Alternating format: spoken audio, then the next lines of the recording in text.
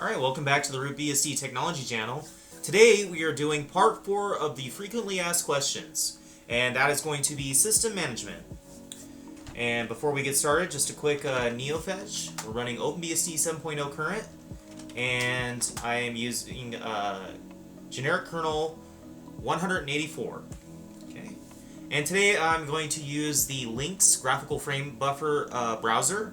It's a fantastic HTML only browser, and it is actively developed, and that's the same thing. It uses the Lynx engine that you do in the terminal web browser, Lynx. Okay. Now I was going through this section of the FAQ right before making this video, and some of this stuff I've never even messed with before, so this is going to be some new stuff even to me. All right, system management. All right. OpenBSD frequently asked questions, system management. Security updates.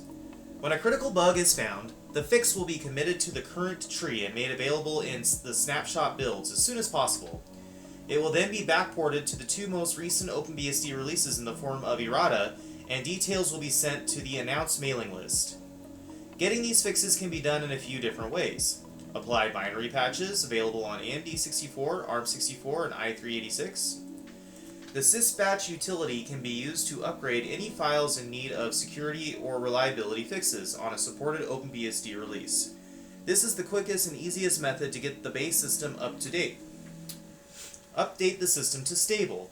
Fetch or update your source tree with CVS, then recompile the kernel in userland. You can patch the affected files individually. While applying fixes from the errata page typically requires less time than a CVS checkout update and rebuild, there is no universal set of instructions to follow. Sometimes you must patch and recompile one application, sometimes more. Upgrade the system to current. As all fixes are applied to the current codebase, updating the system to the latest snapshot is a good way to get all the fixes at once. However, running current is not for everyone.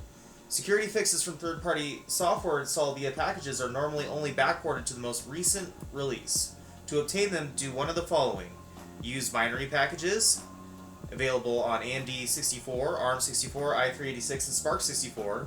Updated binary packages for release and stable systems are provided to address security issues for other major fixes. Simply call package add with the -u flag to get all the new files. Yep.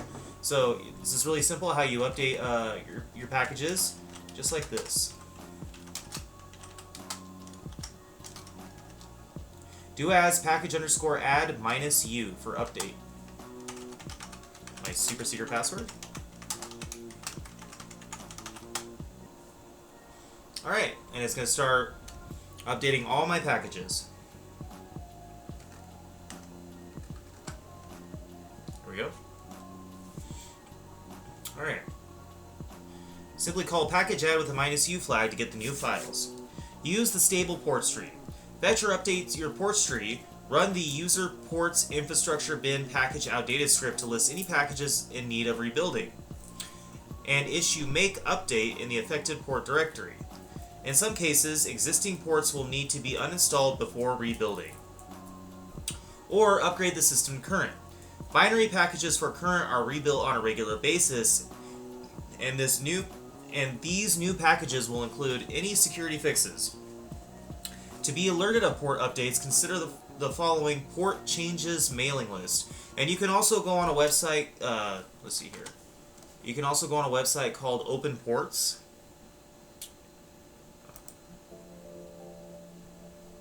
There's openports.pl, and there's also openports.se. Those are the two good websites to go to just to kind of stay updated on ports. And also, if you go to the right here, let's see here, CVS. You can update an existing tree on the stable or current branch. Here we go. So if you're following current, this is how you update ports. And if you're following stable, this is how you update ports, right here. And this is on the anoncvs.html. System daemons. System daemons or services are started, stopped, or controlled by the RC script via rc.d. Most daemons and services that come with OpenBSD are controlled on boot by variables defined in etc. rc.conf. You'll see lines similar to this. HTTPD flags equal no. Also, this shows that the HTTPD is not to be started from the RC at boot time. Each line has a comment showing you the flags for common usage of that daemon or service. So yeah, we go here.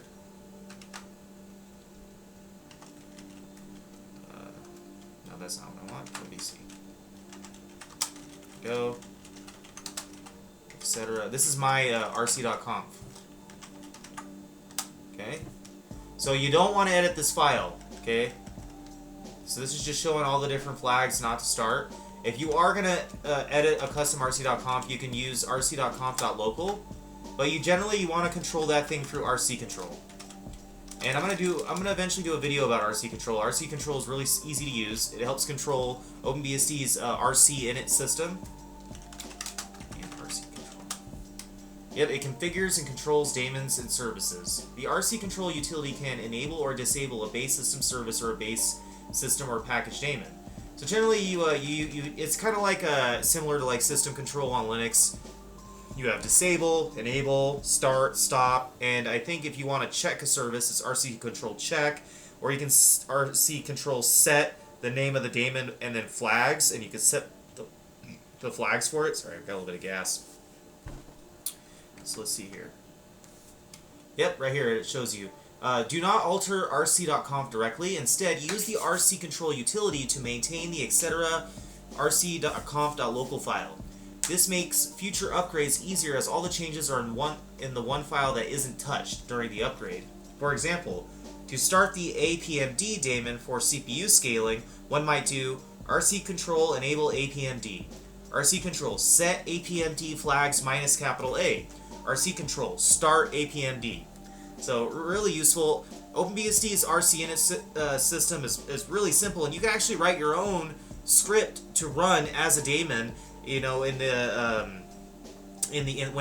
system boots. And this could be useful for, let's say you want to run a certain command, but you don't want to use cron because cron would assume that the machine is always going to be on, so it's going to do something at a certain day or time.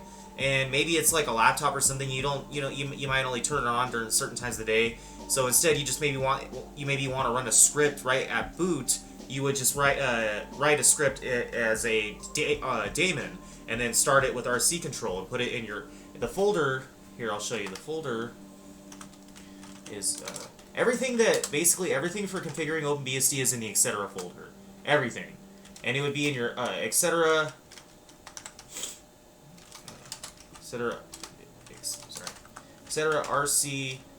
rc.d folder, the rc directory folder, right there. And those are all your current,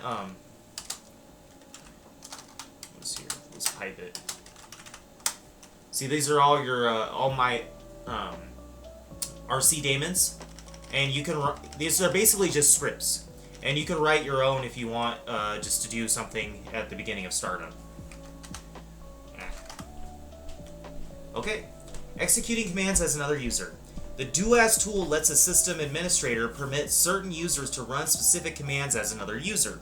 Regular users can run administrative commands, only being required to authenticate as themselves, without the need for the root password. For example, if appropriately configured, the following command would display root's cron tab file, doas -u cron tab -l. Commands invoked by doas are logged into var log secure by default. Check the doas.conf manual for configuration and examples. Yes, and doas is super easy to configure. Sorry. You just, it actually has a man page just for the configuration file. And it'll show you all the different ways that you can set it up. It even gives you a couple examples. Really easy. I just doing let's see what mine looks like. Yeah, permit persist wheel. Yeah, super simple. So anybody that's in the wheel group is allowed root permissions, and I have persistence enabled. And persistence only works at OpenBSD's doas. I know there's doases for Linux and doas for FreeBSD, and those don't have persistence. Okay, you know what? I gotta stop going to that dang file manager.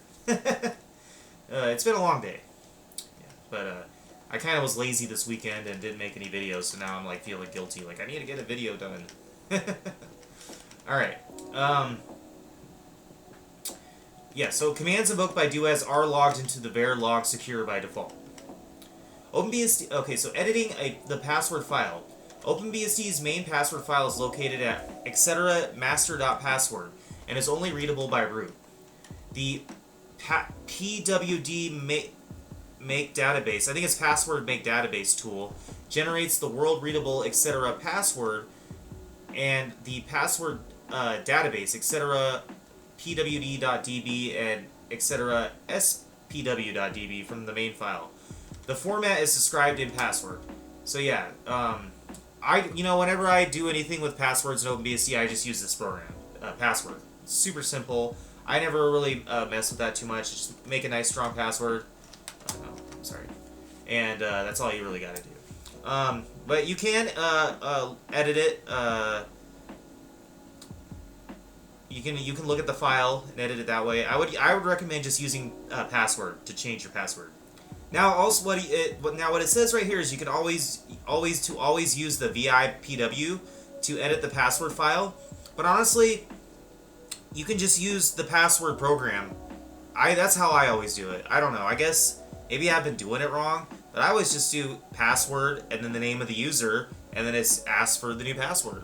Oh, first you have to do doas password, but you can also edit it using VIPW. That's what the man page says, so I assume that would be the proper way to do it. Maybe I'll start doing that from now on. After you are done editing, it will first sanity check the changes, then recreate the etc password in the password databases, and finally install the copy in place of the original etc master.password file. Resetting the root password. If the root password was forgotten, the basic process to regain access is to boot into single user mode, mount the root and the user partitions, and run password to change the root password. Boot into a single user mode. This part of the process varies depending on the platform in use. For AMD64 and i386, the second stage bootloader pauses for a few seconds to give you a chance to provide kernel parameters. Here, there's a typo. Here, the -s flag can be... Here, the -s flag can be passed to boot. So yeah, you would just do the -s flag. I don't know. Personally, the way I've done this in the past is I just boot into the RAM disk kernel, and then you can do some changes from there. One good thing to know though is when you boot into the RAM disk file, VI or MG are not set up by default. You have to export. It's like export VT220. You have to set up the terminal a little bit. I think it's export VT220. Or yeah. And then VI. Otherwise, you got to use ed, and ed is really frustrating to use. So right there. So boot -s. So that's how you boot into single user mode. Or you can just type bsd.rd to do the RAM disk.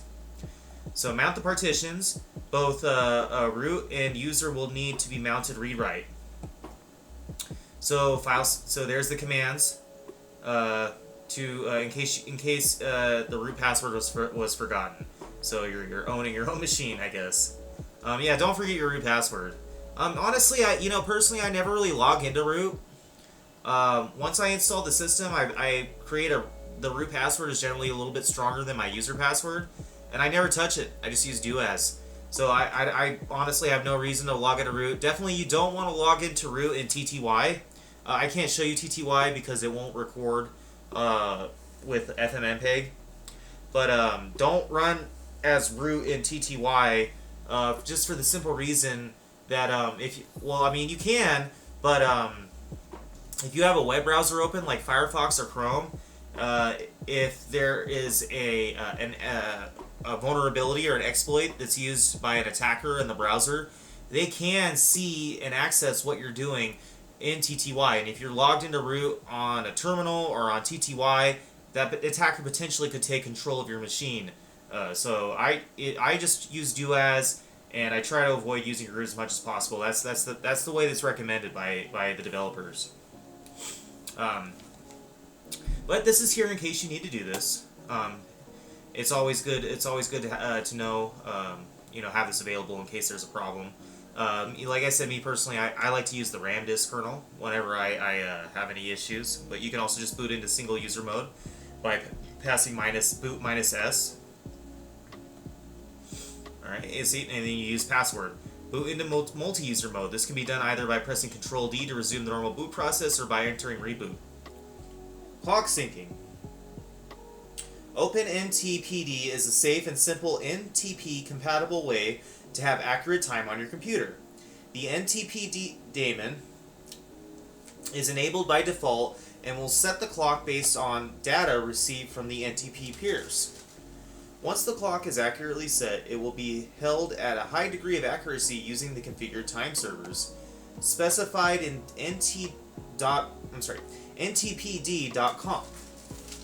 So yes, you can. Here's the ntpd.conf right here, and it'll listen in on these addresses. The servers specified in the NTPD. I don't know why I'm having a hard time saying it. The NTPD conf. At boot, NTPD will only jump the clock forward. If your clock has to be moved backward, manually set the clock using the date utility.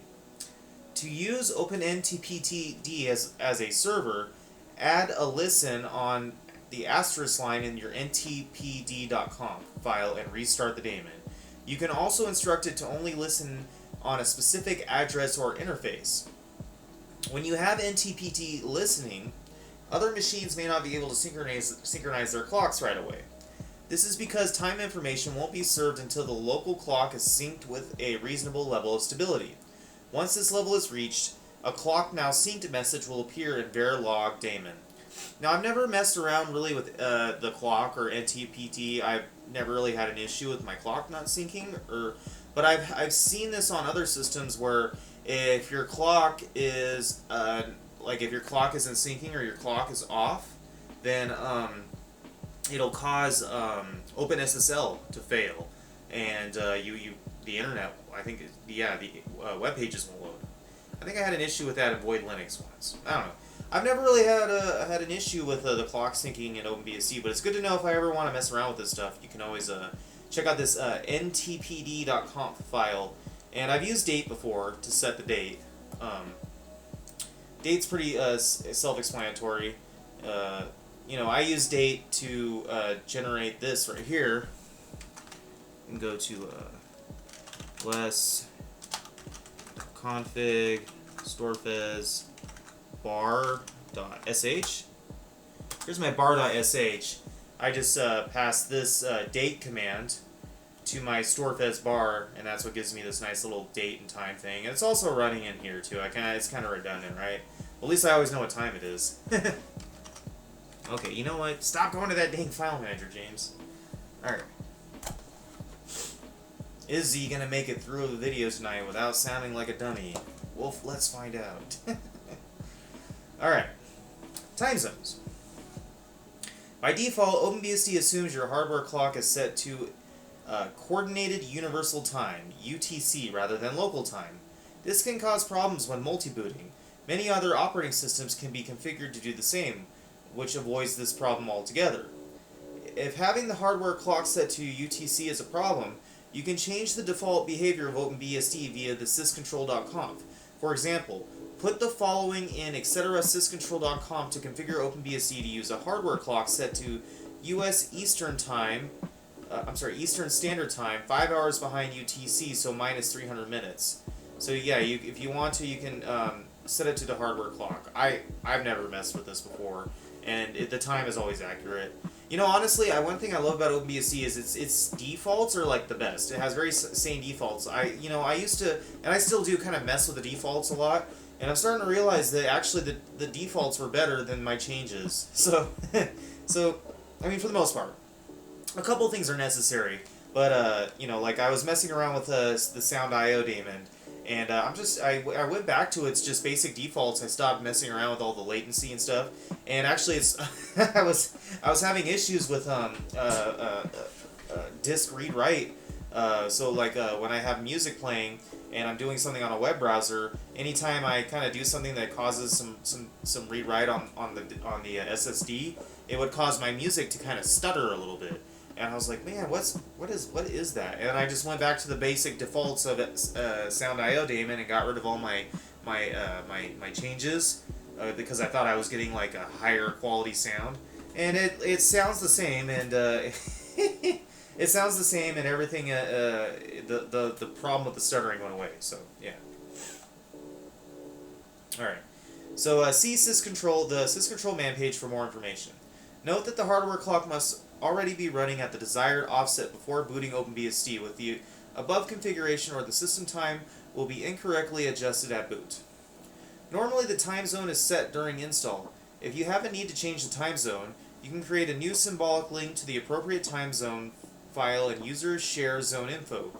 For example, to set the machine to use EST5EDT as the new local time zone, you can set up symbolic link ln-fs user share zone info EST5EDT etc. local time. Also see the date manual.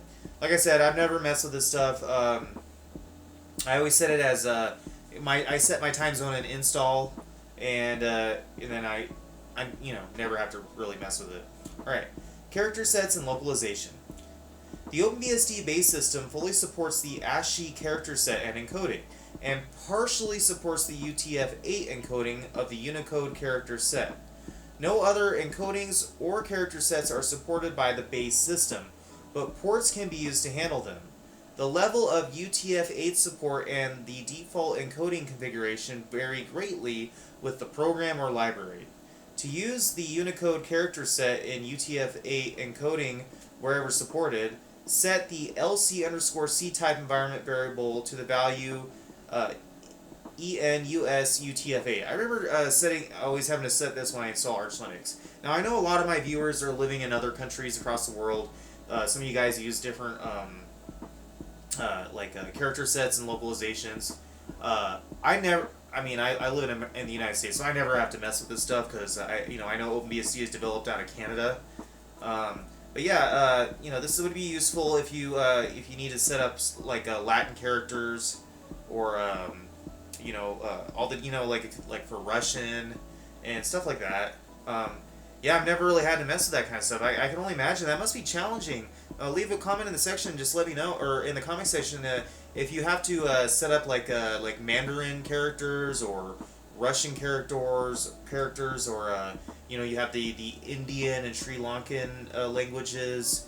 I don't know what those characters are called, but just let me know. Is that always a challenge with some of these systems to getting that all set up, or do you just run everything in English? I don't know. But when logging into remote systems with SSH, the LCC type environment variable is not propagated. And you have to make sure that the local terminal is set to the character encoding used by the remote server before connecting.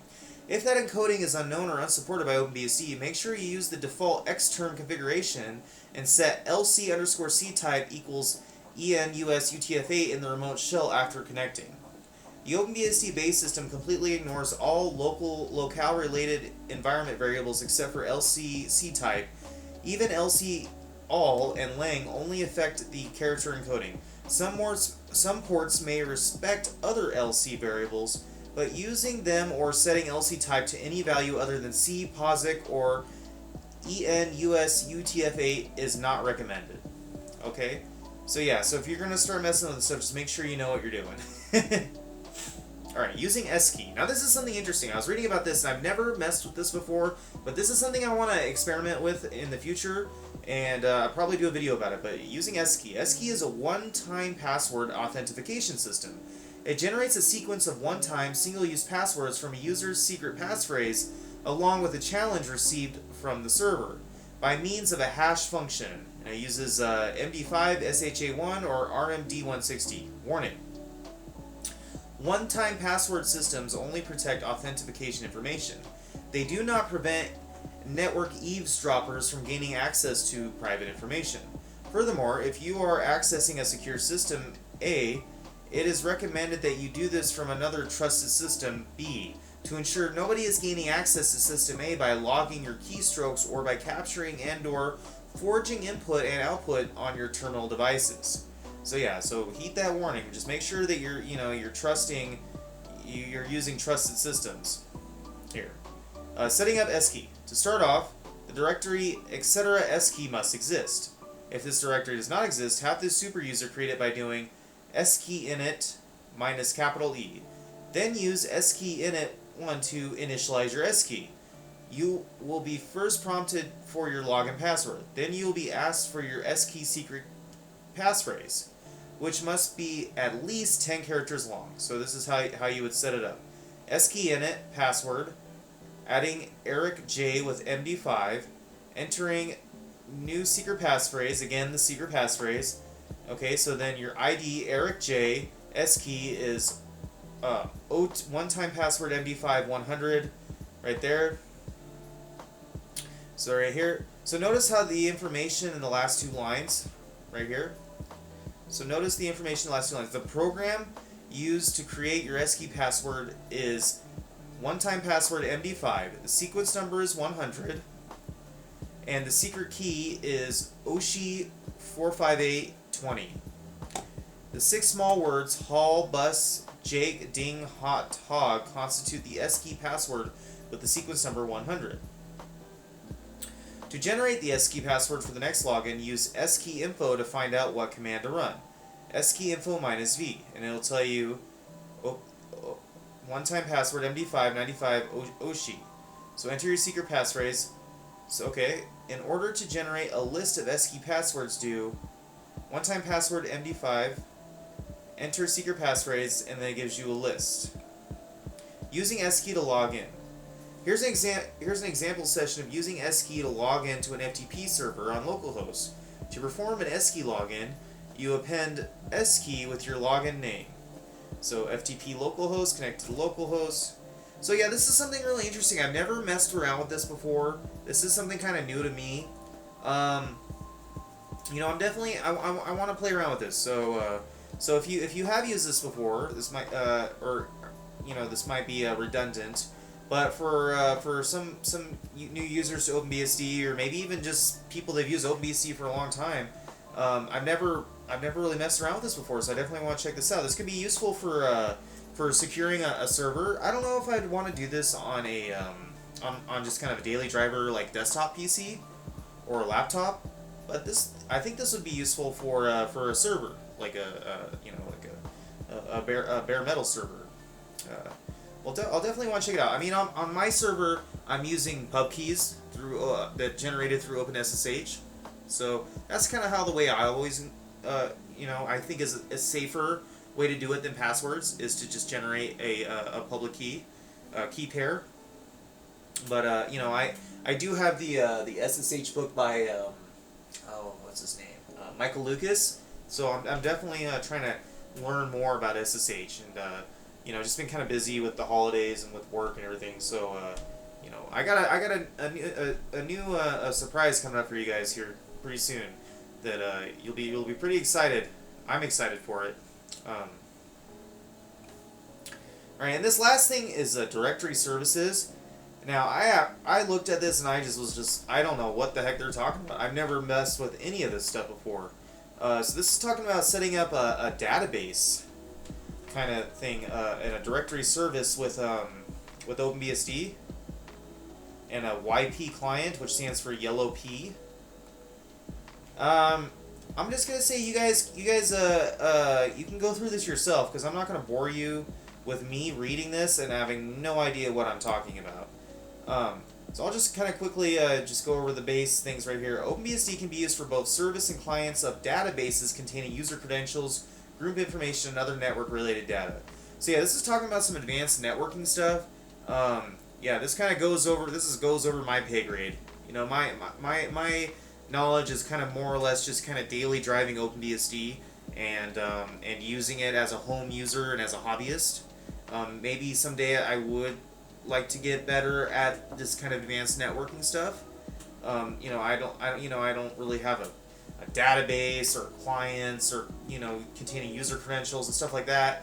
So if you want to check this out, if this is something you're interested in, I'm not gonna waste your time with me reading this and just not knowing what the heck I'm even reading.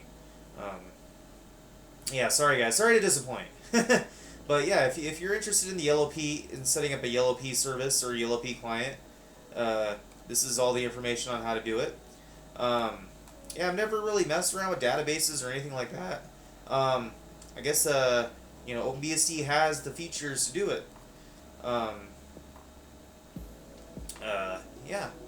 I've never even, this is the first time. I mean, I've been lurking OpenBSD subreddits and forums for a long time. This is the first time I've ever even heard about YellowP and this kind of stuff right here. So yeah. So some neat stuff. I definitely want to check out. I want to play around with this Sksk thing, and some of this other stuff. A lot of this stuff I've never really messed with. I don't really ever have problems with syncing my clock. This stuff's all handled in the install process, and once you get it all set up, I guess if you were traveling with a laptop, that could be an issue. But it's the NTPD daemon's pretty good about syncing you up when there's a time change. Where I live, we have a lot of time changes throughout the year. We have what's called daylight savings time and stuff like that, and so our times change around a little bit. And I've never had any issues. OpenBSD syncs right up with the internet, kind of like phones do. So yeah, and also with security updates, if you're using a release, a stable, definitely just run syspatch whenever you can. And you can even, like I said, you can set up an RC daemon every time at startup to run syspatch for you when you start up. Or what you can do is you can set a cron job in cron to run syspatch for you if the machine's going to always be on, and you just have it set for a certain day or time. Or just remember, once a day or once a week, just run syspatch. And of course, if you're running current, then you always need to upgrade to a new snapshot to get those current security updates. So that command the commands, I'll just end it like this. The commands are gonna look like this. Do as syspatch. That's if you're running the release or current branch. Release. I'm sorry, not current. The release or stable branch. You would run do as syspatch. And if you're running current like me, then you would do as sys upgrade -s. And also when you're running release or stable, you'll use do as sys upgrade to, let's say, when we get OpenBSD 7.1, then you'll run sys upgrade to go from 7.0 to 7.1. And that's how that works. Okay, so yeah, some interesting stuff. I'm going to do some content on RC control sometime in the future, and check out this Sksk thing. And also, just go through here. Some of this stuff interests you, or you have a need for some of this stuff. Like I said, the directory services thing, is not something I've ever really touched with, or I might never really even mess with that kind of stuff. But it's there in case you're interested. And if you want, leave a comment in the comment section and tell me and other people how you use YellowP, maybe in your job, or maybe it was something how you would use it and what it does for you. And maybe you use these directory services, or you run a database of some kind. Okay, well, that's all. I hope you guys learned something. I learned something. I definitely want to check out this Sksk, and that's all. Have a great night. Bye.